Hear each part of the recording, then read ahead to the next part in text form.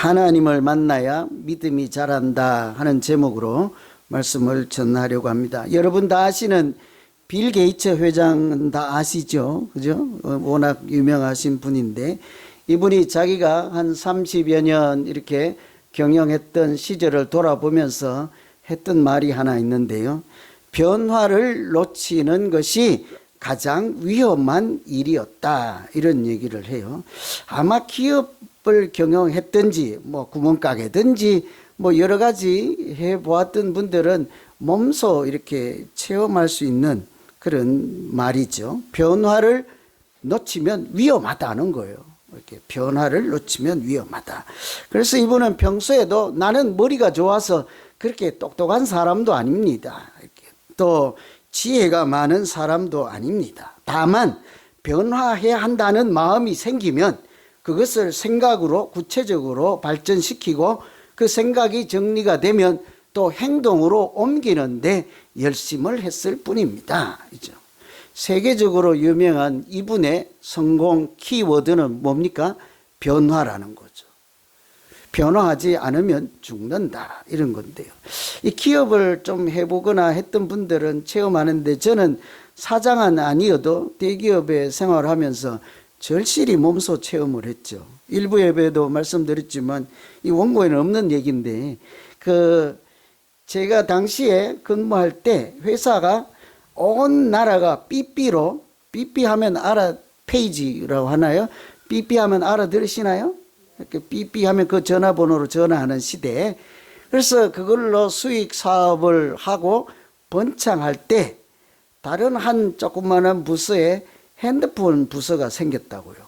당시는 전국이 삐삐만 있으면 되는 세상이니까 핸드폰은 아직 관심이 별로 없을 때이죠. 그런데 변화를 읽는 사람들은 금방 삐삐라는 세상은 없어질 것이다, 핸드폰이라는 새로운 시대가 열릴 것이다, 이렇게 벌써 준비하는 사람들이 있는가 하면, 나는 죽어도 삐삐다 하고 삐삐 가게를 1개, 2개, 3개 더 대리점 열던 사람은 2, 3년 뒤에 명암이 확 달라졌죠. 어떻게 됐을까요? 미리 벌써 핸드폰 망했다 하는 분은 뭔가 좀 아는 분이죠. 그죠? 저런 분들은 비즈니스 해도 되는 거예요. 세상이 변하지 않으면 지금 현재 잘 돈벌이 되는 것도 금방 쓸모없이 된다. 비즈니스만 그렇겠습니까? 최근에 우리 삼성그룹 이재용 회장님께서 이렇게 미국에 오셨어요. 지금 아마 계실 거예요. 우리가 쓰는 이 핸드폰 회사인 브라이존 CEO를 만나서 했던 그 한 대목이 제 가슴에 딱 이렇게 다가오더라고요. 그분이 그 CEO 만나는 자리에서 이런 얘기를 합니다. 누구나 하는 일은 우리가 누구보다도 더 잘 해내고, 아무도 하지 못하는 일은 우리가 먼저 하자, 이런 내용이었는데요. 신문 기사에는 두 번째 대목이 이렇게 부각돼서 나왔죠. 아무도 못하는 일을 우리가 먼저 하자. 빌 게이츠 회장과 같은 표현이지 않겠습니까? 못하는 일, 하지 않고 있는 일, 아무도 엄두도 내지 않는 일을 우리가 경각심을 가지고 변화하고자 하는 그런 열심을 가지고 먼저 뚫고 나가지 않으면 뒤처진다, 망한다, 죽는다, 이런 얘기인 거죠. 아주 절실하게 기업 수장으로서 할 수 있는 이야기이지 않겠어요? 그런데 사실은 기업 돈벌이뿐만 아니라요, 우리 자신 건강도요, 변하지 않으면 늘상 이렇게 근육도 쭉쭉 빠지고 에너지도 소모되고, 가만히 있으면 이러다가 나 좀 이상해지겠다, 이런 거 느끼지 않습니까? 지금도 저 예배 중간에 1부, 2부 중간에 어떤 집사님하고 그런 얘기를 했습니다. 우리 가만히 있으면요, 술술술술 그냥 힘도 빠지고 피부도 그렇고, 관리하지 않으면, 변하려고 하는 노력이 없으면 건강조차도 지킬 수도 없게 된다고요. 여러분, 하나님이 주신 생명의 신비가 뭔 줄 아세요? 이 우리 생명을 지키기 위해서 우리 몸 안에서 끊임없이 변화 작용이 일어났잖아요. 세포가 새로 만들어지고, 피는, 나쁜 피는 내보내버리고 새로운 피가 만들어지고, 악한 기운들은, 탁한 기운들은 다 내보내고 새로운 것을 자꾸 받아들이는 변화 작용이 있어야만 생명이 그대로 유지되는 것이지 않겠습니까? 모든 이치가 그런 것인데요. 우리 믿음은 어떻겠어요?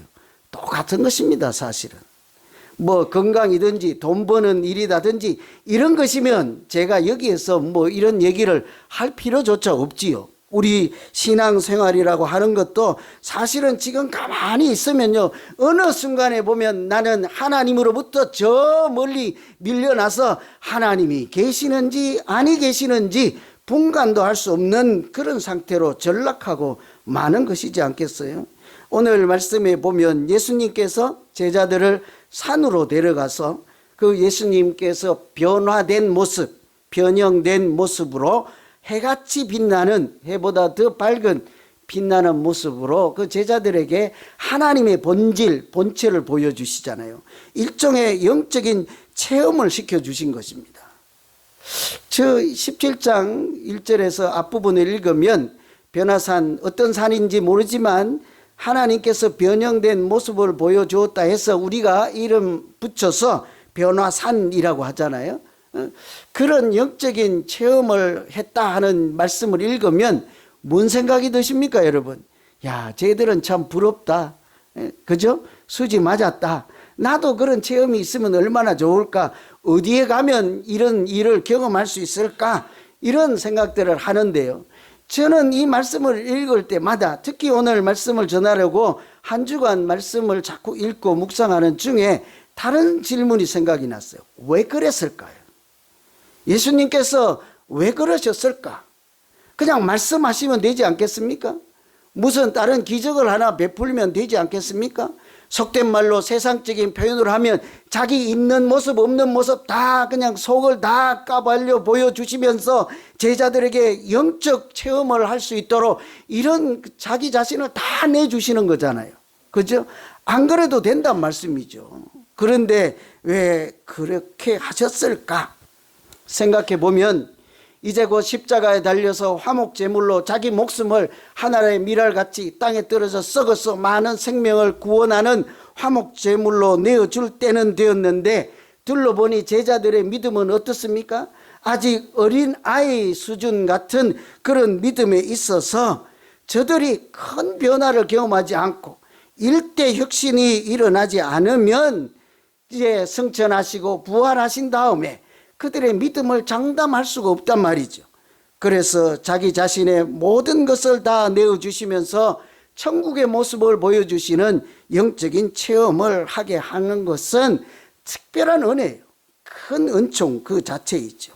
하나님께서 이런 영적인 충격요법을 통해서라도 제자들에게 일어나야 되는 변혁, 변화, 이런 것은 무슨 변화일까요? 어떤 것을 바라시고 이런 조치까지 내리실까 생각해 보면 제자들의 믿음의 성장입니다. 성장을 위한 변화가 있어야 한다는 것이죠.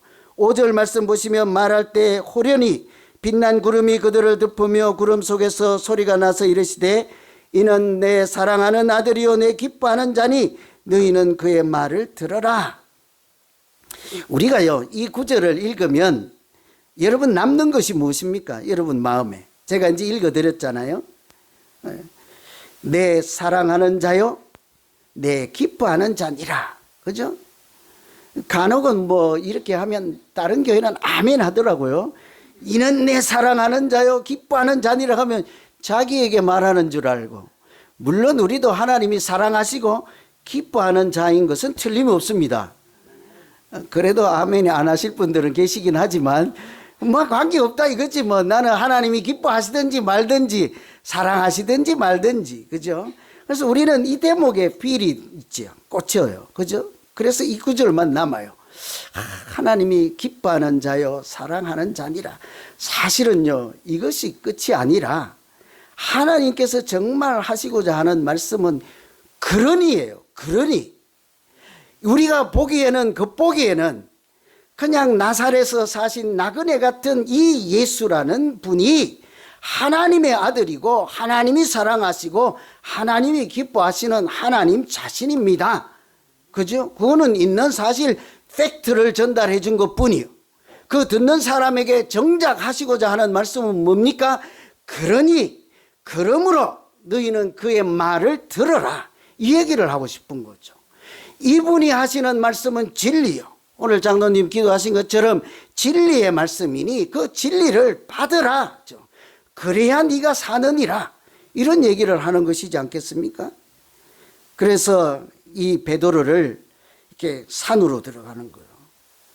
이 가만 보니까 이런 이분이 기뻐하는 자요 사랑하는 자니 그의 말을 들어라. 이 염두에 둔 첫 번째 사람은 베드로란 말이죠. 여러분 일전에 해프닝이 한 번 있었잖아요.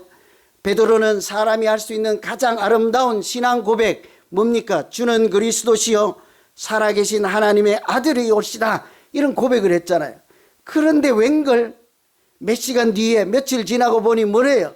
예수님께서 십자가를 진다 하니까 뭐래요? 항변하여 말렸다 하잖아요.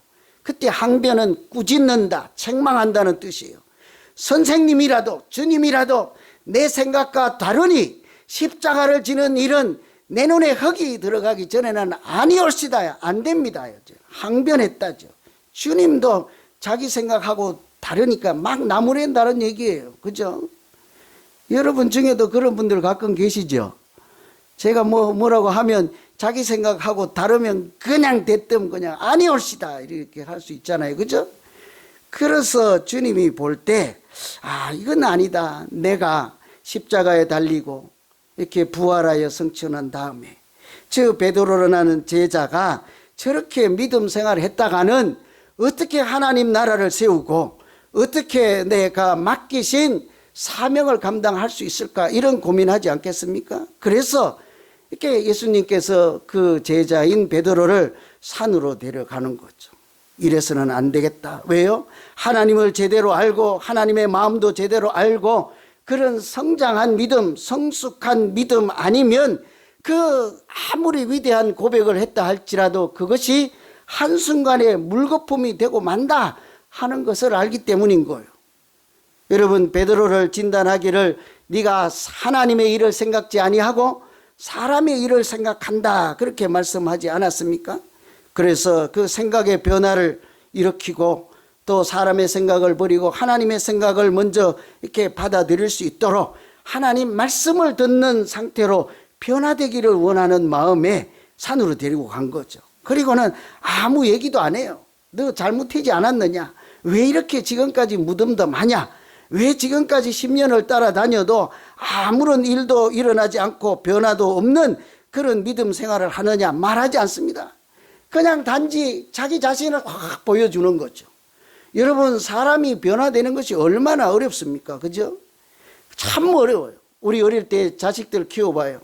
어릴 때 사춘기 때는 친구 좋다고 친구 따라가고 학교 가라 그래도 학교 안 가고 또 친구 집이 좋다 하고 또 집에도 안 들어오고 그럴 때가 있잖아요.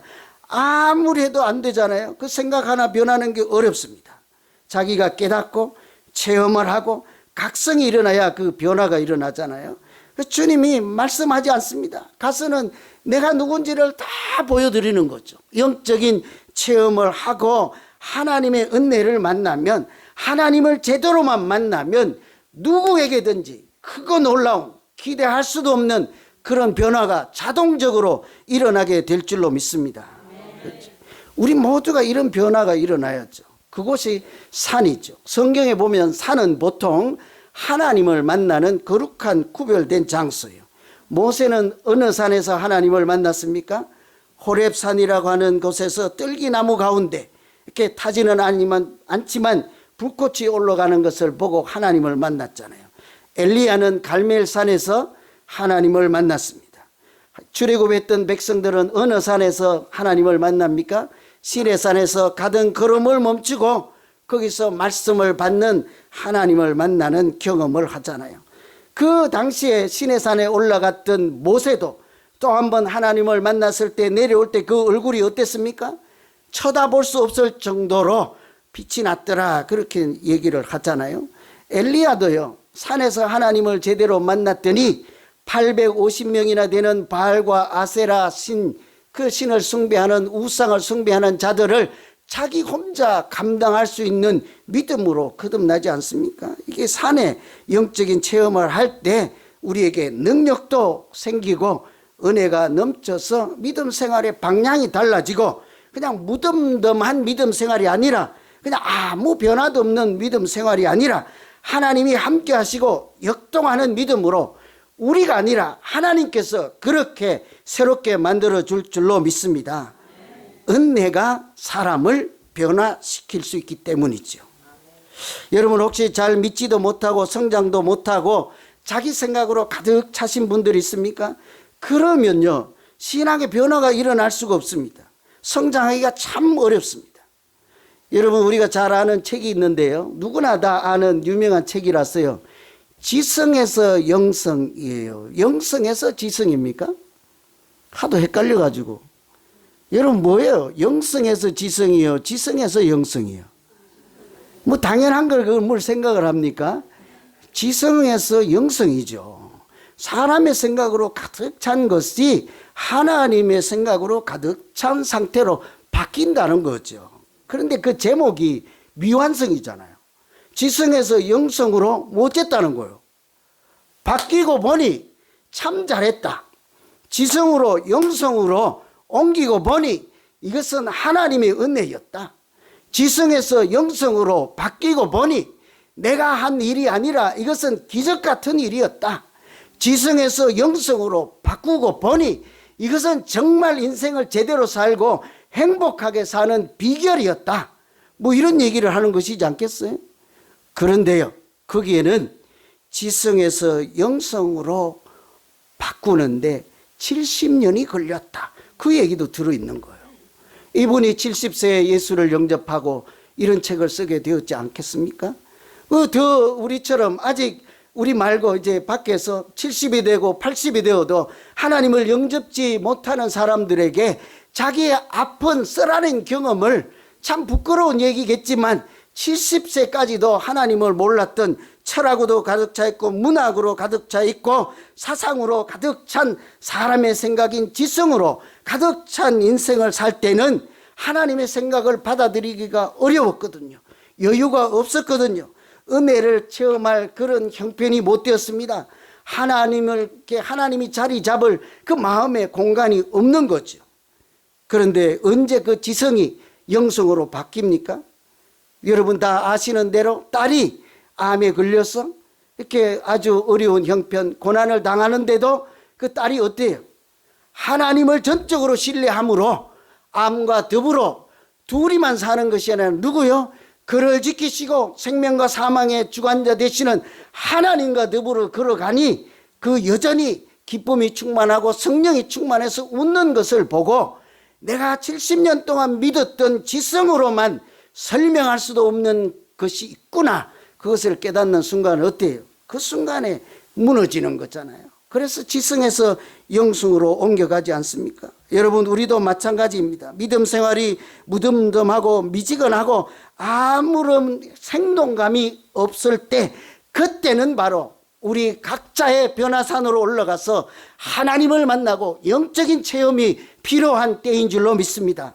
그곳에 가서 어디든지 괜찮습니다. 산이든지 골방이든지 성당이든지 교회든지 마룻바닥이든지 말씀을 펴놓고 하든지 찬송을 부르든지 내가 단독적으로 하나님을 만나서 영적으로 깨어지고 말씀이 영혼의 양식으로 받아들여지고 찬송을 부를 때 마음에 감동이 일어나서 하나님께서 우리를 찾는 소리가 들리기만 하면 그 순간 우리의 영혼이 소성할 줄로 믿습니다. 창세기 보면 아담아 아담아 하고 하나님이 아담을 찾잖아요. 뭐 나무 뒤에 숨어 있는 것을 몰라서 부르시겠습니까? 그것은 하나님이 아담을 불러 깨우는 소리, 영적인 각성의 소리이지 않겠어요? 네가 누구냐 하는 소리와 같은 것이죠. 우리가 그 하나님의 부르심 앞에 나아가서 주는 그리스도시요 살아계신 하나님의 아들이라고 예수 이름을 부르시기만 하면, 내가 여기 있나이다 하고 하나님의 은혜를 구하시기만 하면 나머지는 하나님이 하실 줄로 믿습니다. 틀림없이 우리를 만나주시고 우리의 믿음이 자라도록 은혜를 주실 줄로 믿습니다.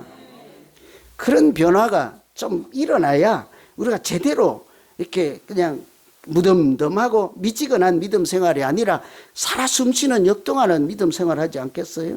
이 예수님께서 제자들에게 바라는 두 번째 변화는요, 사명을 위한 변화예요. 저는 자꾸 그런 생각이 들어요. 저들이 얼마나 변화되기를 예수님이 간절히 열망하시면 그냥 아무 말씀도 하지 하고 자기가 먼저 변화된 모습을 보여주실까? 그냥 아들, 딸들이 하도 썩썩이니까 아무것도 할 수 없으니 엄마가 대성통곡을 하면 그 엄마의 대성통곡의 기도 소리를 듣고 변화받지 않을 자식이 누가 있겠습니까? 그냥 네가 변해야 된다, 네가 달라져야 된다, 그런 얘기 안 하는 거예요.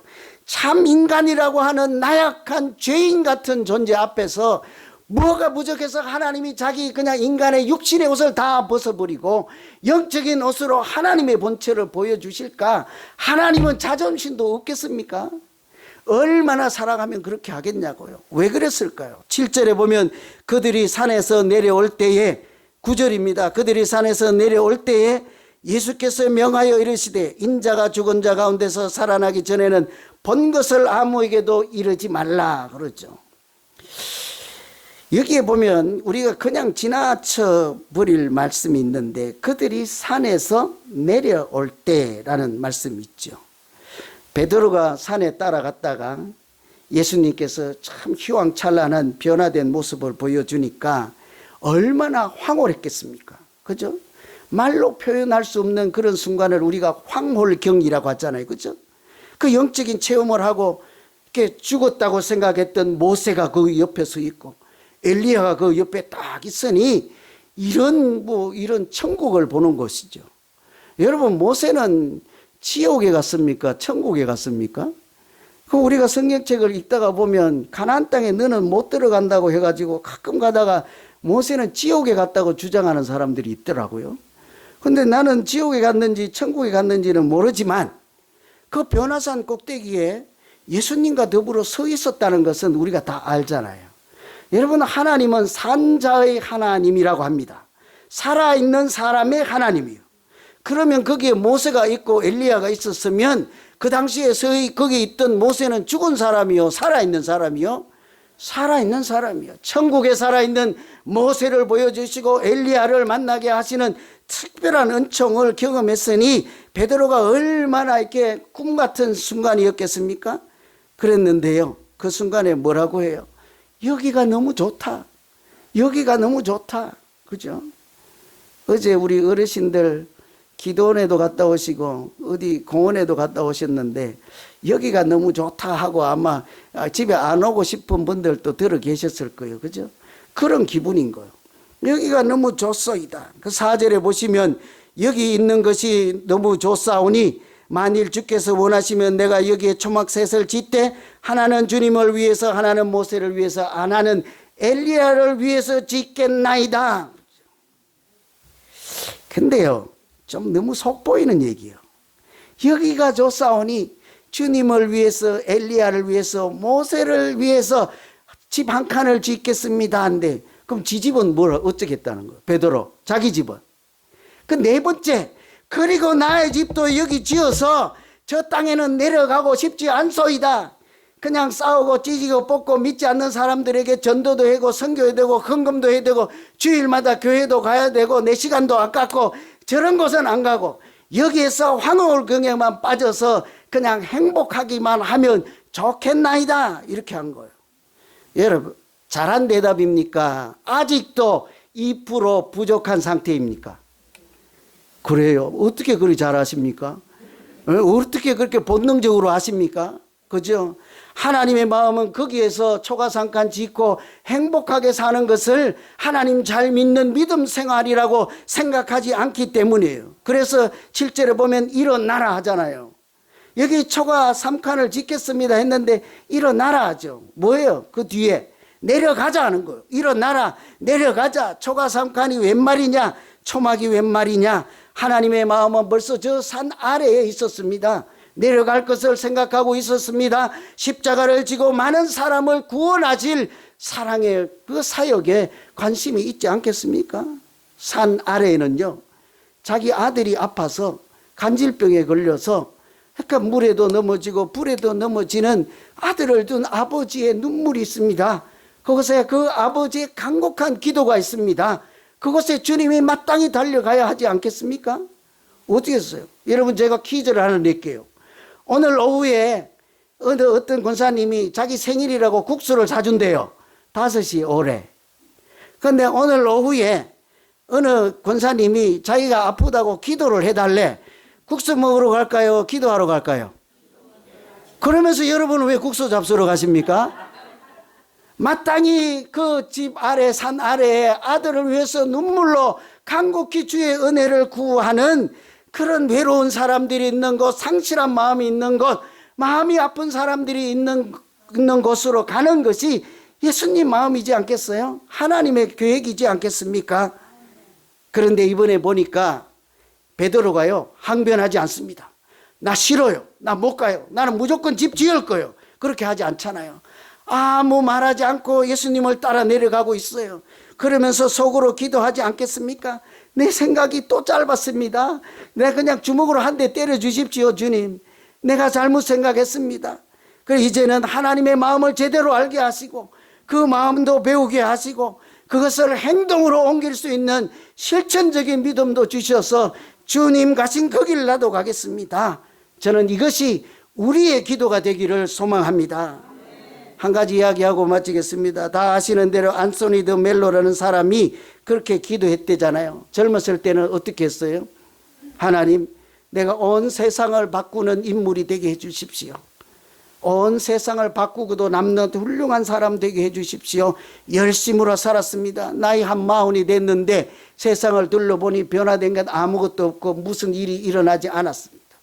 그래서 이번에는 하나님 안 되겠습니다. 아무래도 너무 심한 것 같으니 우리 교회 좀 내가 바꾸게 하시고 또 우리 동네도 좀 바꾸는 인물 되게 하시고 우리 가정도 좀 변화된 가정으로 내가 좀 어떻게 할 수 있게 해줘 보세요. 그래갖고 열심히 해봤더니 어느새 70이 되었습니다. 아무 일도 일어나지 않았습니다. 그래서 마지막에 뭐라고 기도했대요? 하나님, 저 사람이 아니고 세상도 아니고 우리 동네도 아니고 나부터 좀 변화되게 해 주시옵소서. 그죠? 이게 우리 기도 아니에요. 내가 변화되면요, 세상이 달라진 것 없는 것 같지만 완전히 다른 세상으로 하나님이 만들어 주실 줄로 믿습니다.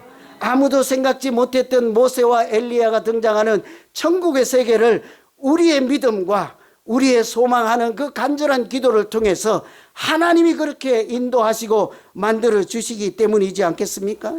여러분, 요즘 혹시 10년이 흘러도 세월이 가도 믿음이 그냥 무덤덤하고 아무 변화도 일어나지 않는 분들, 또 세상 생각, 사람의 생각으로 가득하신 분들 계시면요, 하나님을 만날 수 있는 나만의 변화산으로 자꾸 올라가셔서 그것이 기도탑이 되어도 좋아요. 성경을 읽는 시간이 되어도 좋아요. 믿음 좋은 사람 옆에 서 있는 시간이라도 괜찮아요.